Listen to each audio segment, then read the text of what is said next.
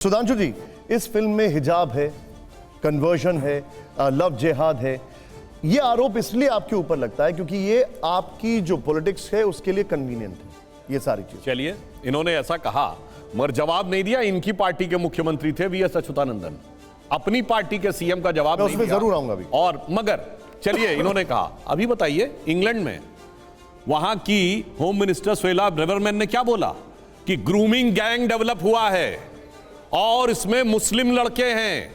वहां तो कोई संग नहीं है ना हिंदू लड़कियां हैं। कर लीजिए। सुनिए सर, विवेक जी वो कुछ नहीं बोल रहे थे जब आप तो उन्होंने कहा कि, और उसमें मेनली उन्होंने कहा एक बड़ी संख्या पाकिस्तानी मुस्लिम लड़कों की है जो कि टारगेट करते हैं कम उम्र की लड़कियों को, और इतना ही नहीं उनके साथ मल्टीपल रेप तक करते हैं। ये ब्रिटेन की होम मिनिस्टर का बयान है। अब इसमें भी कहीं संघ का एंगल है क्या?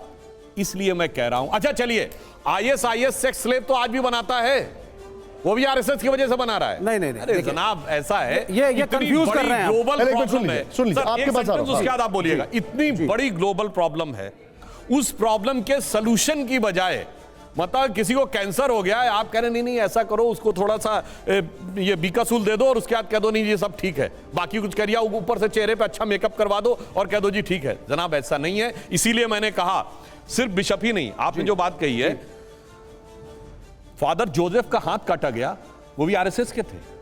प्रोग्रेसिव कहा, एक सेंटेंस बताता हूं, सुनिए। जून 2013 प्रोग्रेसिव की बात कर रहा हूं, मल्लापुरम की जिला परिषद ने ये रिजोल्यूशन पास किया कि Malappuram has become a Muslim majority state, वहां 75% मुस्लिम हो गए।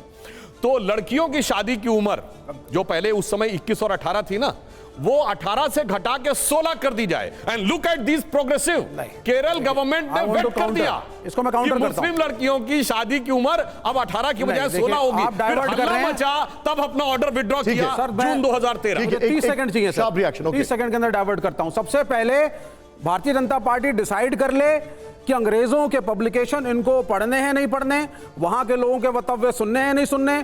बीबीसी अगर डॉक्यूमेंट्री बनाएगी प्रधानमंत्री के खिलाफ तो नहीं मानेंगे, अगर ब्रिटेन की होम मिनिस्ट्री यहां पे मुसलमानों के खिलाफ कुछ बोल देगी तो ये मानेंगे। ये सेलेक्टिव है, ये सेलेक्टिविटी है। आप मत मानिए ना उनको, आप अपने देश के लोगों की मानिए। नंबर 1। नंबर 2 पे आइए, जो प्रोग्रेसिव की बात कर रहे हैं, आप मेरे को सीधी बात बताइए, क्या संस्कृति समय के साथ बदलती है या नहीं? और अगर बदलती है तो आज के बच्चे जो पढ़े लिखे हैं, एमबीए, इंजीनियर, डॉक्टर, क्या आप लोगों को बरगलाया जा सकता है?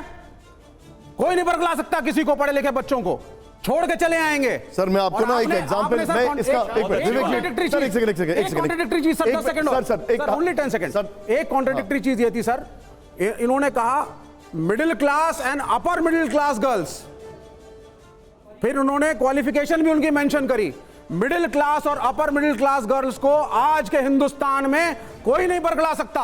इस देश के अंदर मैट्रिमोनियल के कॉलम कास्ट के हिसाब से आते हैं। सर आप हिंदुओं के अंदर सर आपके 10 सेकंड सर 10 सेकंड हिंदुओं के अंदर सर, एक मिनट लड़कियां जलाई जाती हैं सर, 1 मिनट उसकी बात आप करिए। विवेक जी हो गया।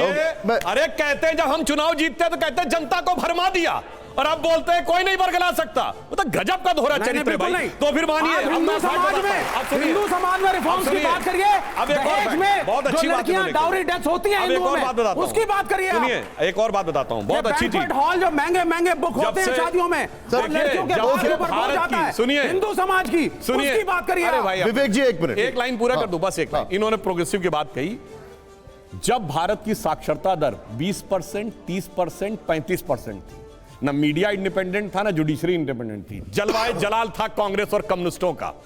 जब से भारत की रेट ऑफ लिटरेसी 50% क्रॉस की है, कभी कांग्रेस को क्लियर मेजॉरिटी नहीं मिली है। और हमारी सरकार 98 में तब बनी है जब लिटरेसी रेट क्रॉस की है, जब मीडिया ओपन हुआ है, जब जुडिशरी ओपन हुई है। इसलिए आप रुक जाइए। विवेक जी 1 मिनट आप रुक जाइए।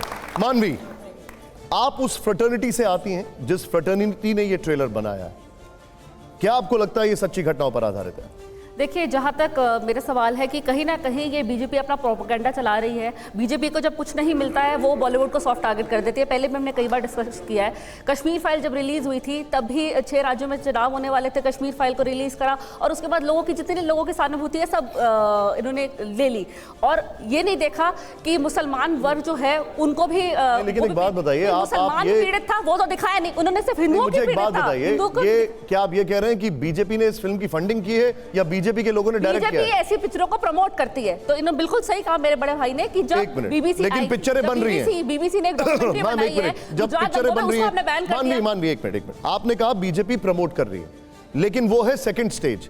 अब वो सलमान खान प्रमोट करे, शाहरुख खान प्रमोट करे, बीजेपी प्रमोट करे, लेकिन पिक्चर बन रही है। मेरा उससे पहले का सवाल है, अगर पिक्चर बन रही है तो क्या वो सच्ची घटनाओं पर आधारित है या नहीं है, या पिक्चर फेक है? पहले ऑथेंटिकेशन क्या है उसका, कौन वैलिडेट करेगा कि किस फैक्ट्स पे बन रही है। अभी अब मैं यहाँ पे ये तो मैं आपसे पूछ रहा हूँ। मैं एग्जांपल देती हूँ। बेशरम रन मूवी जब ये गाना आया था तो इन सबको बहुत प्रॉब्लम हो गई थी कि बहुत अपमान हुआ है। अभी पिक्चर देखी नहीं, जब पिक्चर देखी तो पेट्रियोटिक पिक्चर निकली। अब बताइए ये सारे देशद्रोही है कि नहीं है? जब पिक्चर आप बिना देखे आप पिक्चर को बॉयकॉट कर सकते हैं और यहाँ पे अभी सेंसर बोर्ड ने पास नहीं करा, आप टीजर रिलीज कर देंगे, कोई उसका फैक्ट्स वैलिडेट नहीं होता। 3-4 बातें मैं यहाँ रखना चाहती हूँ।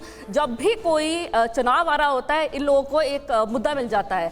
ऋचा चड्ढा ने ट्वीट करा तब गुजरात में इलेक्शन थे, तब ऋचा चड्ढा ने ट्वीट करा तो इन लोगों को वहां पे मुद्दा मिल गया, सहानुभूति गेन कर ली।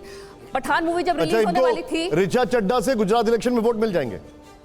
ये हर वक्त लोगों के एक मिनट, आप ये कह रहे हैं कि ऋचा चड्ढा का गुजरात से कोई ताल्लुक नहीं है, इनको गुजरात में ऋचा चड्ढा से वोट मिल जाएंगे? ट्वीट करता है कोई भी, अगर बॉलीवुड का स्टार ट्वीट करता है ये कुछ भी नहीं करते, लेकिन जब भी कोई इलेक्शंस पास आ रहे होते हैं इन लोगों की जो मेरे तो समझ में नहीं आ रहा, शाहरुख खान की मूवी के पहले, बाकायदा पठान के पहले यही पार्टी की तरफ से कहा गया कि भैया थोड़ा टॉलरेंट हो जाइए। नहीं, दिल्ली में इलेक्शंस थे। एक मिनट, अब सर अवस्थी जी, चलिए मैं आपका पॉइंट रखता हूं। इनका ये कहना है ये 32,000 का आंकड़ा कहां से आया?